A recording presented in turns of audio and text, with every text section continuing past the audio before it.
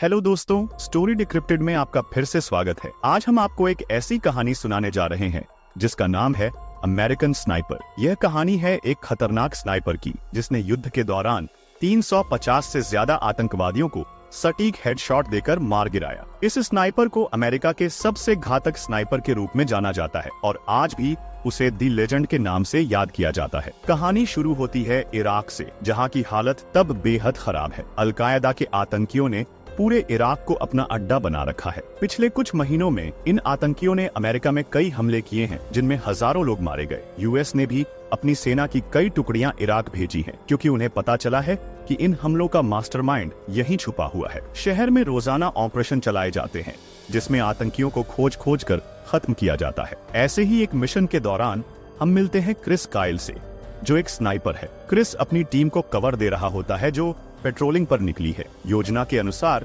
Soldiers घर घर जाकर आतंकियों की तलाश करेंगे और स्नाइपर ऊपर से उनका समर्थन करेगा। लेकिन तभी क्रिस की नजर एक औरत पर पड़ती है जो अपने बच्चे के साथ है। क्रिस देखता है कि वह औरत अपने बाजू हिलाए बिना जैसे कुछ छुपा रही हो। अचानक वह औरत एक ग्रेनेड निकालती है और बच्चे को पकड़ा देती है। बच्चा ग्रेनेड लेकर आर्मी की तरफ बढ़ने लगता है। क्रिस का दिल उस बच्चे को शूट करने को तैयार नहीं था, लेकिन अगर उसने नहीं मारा तो कई साथी मारे जा सकते थे। मजबूरन क्रिस को वह खतरनाक फैसला लेना पड़ता है। यहाँ कहानी फ्लैशबैक में चली जाती है। क्रिस जब छोटा था अपने पिता के साथ शिकार पर गया था। उसने पहली बार अपनी राइफल से गोली चलाई और एक हिरण का शिकार किया। उत्साह में उसने अपनी राइफल वहीं फेंक दी, जिससे उसके पिता नाराज हो गए और उसे हथियार की इज्जत करने की सीख दी। वक्त बीतता गया और क्रिस कॉवबॉय बन गया। एक दिन जब वह घर लौटता है तो अपनी गर्लफ्रेंड को किसी और के साथ देखता है। यह देखकर उसका दिल टूट जाता है। वह अपनी गर्लफ्रेंड को घर से निकाल देता है और अपने दर्द को शराब में भुलाने लगता है। तभी टीवी पर एक खबर आती है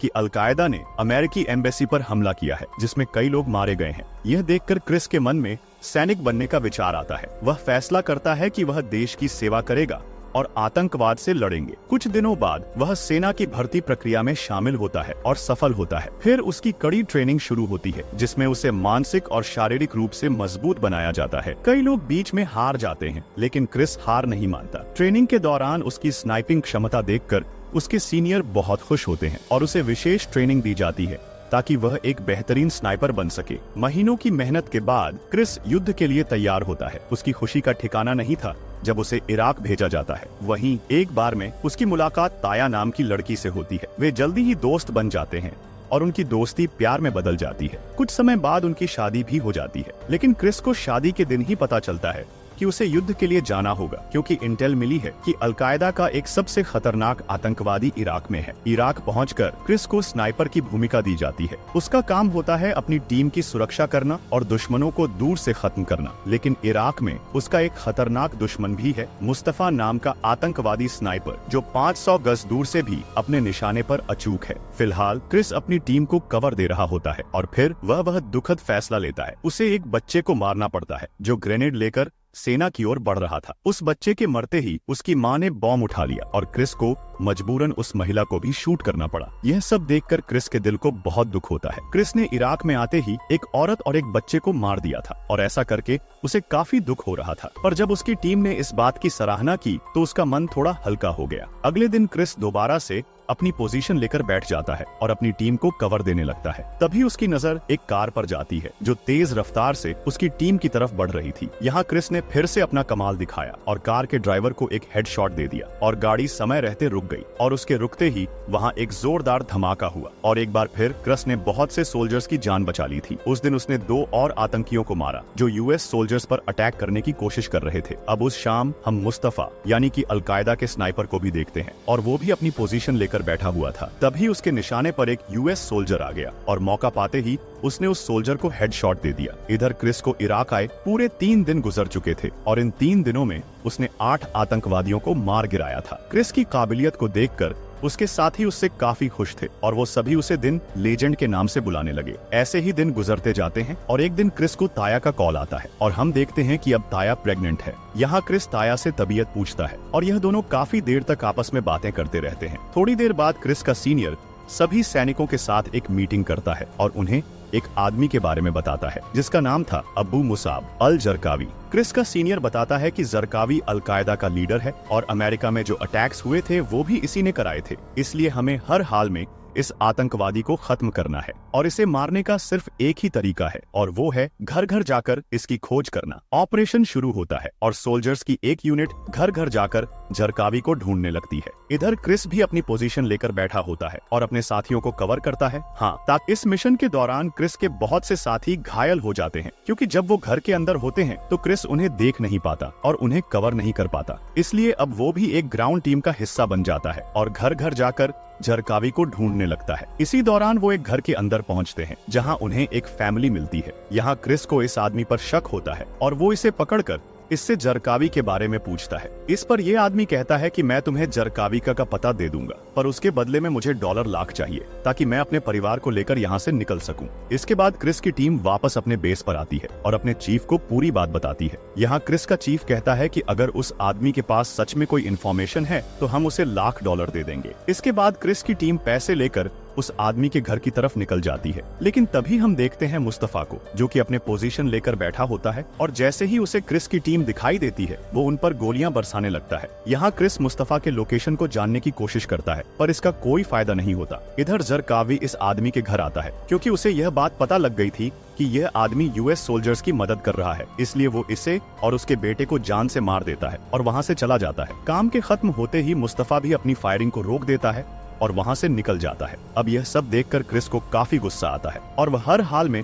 मुस्तफा को मारना चाहता है, पर इसके लिए उसे थोड़ा और इंतजार करना होगा क्योंकि उसका पहला इराक टूर यहीं खत्म होता है। इसके बाद वह अपने घर लौट जाता है और ताया उसे एयरपोर्ट पर लेने ने आती है। अब क्रिस घर तो लौट आया था पर उसका दिमाग अभी भी जंग के मैदान में था। वह सारा दिन अपने ख्यालों में डूबा रहता और टीवी पर युद्ध की खबरों को देखता रहता। एक दिन ताया के पेट में अचानक से दर्द बढ़ने लगा, इसलिए वो फौरन हॉस्पिटल पहुंचे और यहाँ ताया ने एक लड़के को जन्म दिया। ऐसे ही दिन गुजरते जाते हैं और क्रिस का दूसरा इराक टूर शुरू हो जाता है। जब क्रिस इराक पहुंचा तो उसे बताया गया कि उसकी काबिलियत को देखते हुए उसका प्रमोशन कर दिया गया है और अब वो एक आर्मी चीफ है। यहाँ क्रिस का सीनियर उसे बताता है कि तुम पूरे इराक के सबसे मोस्ट वांटेड आदमी बन चुके हो और तुम्हारा सबसे बड़ा दुश्मन है जरकावी और उसने तुम्हारे सर पर $1,00,000 का इनाम भी रखा है। लेकिन क्रिस पर इन बातों का कोई असर नहीं होता। इराक आते ही वो एक टीम बनाता है और जरकावी की तलाश जारी रखता है। इस दौरान क्रिस की टीम को यह खबर मिलती है कि अब जरकावी उनके आसपास ही है और यह जानकर वो अपने मिशन को और तेज कर देते हैं। इस दौरान वो एक घर के अंदर एंटर होते हैं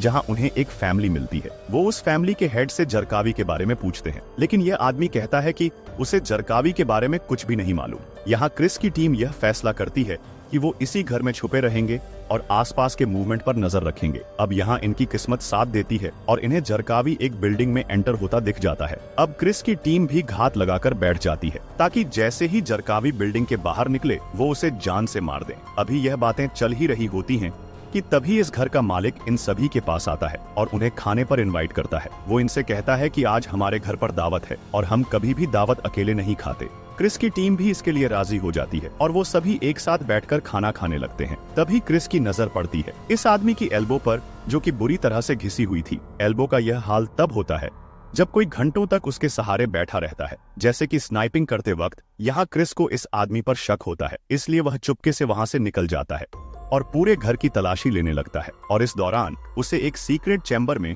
हथियारों की पूरी दुकान मिलती है। वो फौरन इस आदमी के पास आता है और इसे दबोच कर एक कोने में ले जाता है और काफी धमकाने के बाद आखिरकार यह आदमी अपना मुंह खोल देता है। वह सभी को बताता है कि जरकावी सामने वाली बिल्डिंग में छुपा हुआ है और वह मुझे जानता है। अब क्रिस की टीम भी अपनी पोजीशन ले लेती है और इस आदमी को जरकावी के पास भेज देती है। ये आदमी धीरे धीरे उस घर की तरफ बढ़ने लगता है और वहां पहुंचकर दरवाजे पर नॉक करता है और जैसे ही दरवाजा खुलता है क्रिस की टीम उन पर पागलों की तरह गोलियां बरसाने लगती है। अब फायरिंग की आवाज को सुनकर जरकावी भी अलर्ट हो जाता है और एक सुरंग से होता हुआ घर के बाहर आता है और एक गाड़ी में बैठकर वहां से भागने लगता है। लेकिन अभी वो यहाँ से भाग पाता उससे पहले क्रिस की टीम ने उसकी गाड़ी को गोलियों से भून दिया और तभी एक धमाका हुआ और इस धमाके में जरकावी मारा गया। इधर मुस्तफा को भी जरकावी के मौत की खबर लग जाती है और वह भी गुस्से से आग बबूला होने लगता है और अब उसने ठान लिया कि क्रिस की टीम के एक एक आदमी को चुन चुन कर मारेगा। अब क्रिस का दूसरा टूर भी खत्म हो गया और वह अपने घर लौट आया। लेकिन यह जंग उसके दिमाग में बैठ चुका है और उसे एक नॉर्मल लाइफ बिताने में काफी परेशानी हो रही है। ऐसे ही दिन गुजरते जाते हैं और अब ताया एक बेटी को जन्म देती है। जब क्रिस हॉस्पिटल में होता है तो वो देखता है कि उसकी बेटी जोर जोर से रोई जा रही है और यह देखकर वो हॉस्पिटल की नर्स पर चिल्लाने लगता है। अब क्रिस का ऐसा बिहेवियर देखकर ताया को भी उसकी फिक्र होने लगती है। वो क्रिस से कहती है कि तुम पूरी तरह से बदल चुके हो, तुम भले ही मेरे साथ हो पर तुम्हारा दिमाग अभी भी जंग के मैदान में है। लेकिन यहाँ क्रिस ताया की बातों पर ज्यादा ध्यान नहीं देता और अगले कुछ दिनों में ही उसका तीसरा टूर भी शुरू हो जाता है। क्रिस इराक पहुंचता है और अपने दोस्तों के साथ समय बिताकर उसे काफी अच्छा लगता है। अब एक दिन क्रिस अपनी टीम के साथ पेट्रोलिंग पर निकला होता है। ये सभी आपस में हंसी मजाक कर रहे होते हैं और एक एक दूसरे की टांग खींच रहे होते हैं। तभी हम देखते हैं मुस्तफा को, जो अपनी पोजीशन लेकर बैठा हुआ था। वो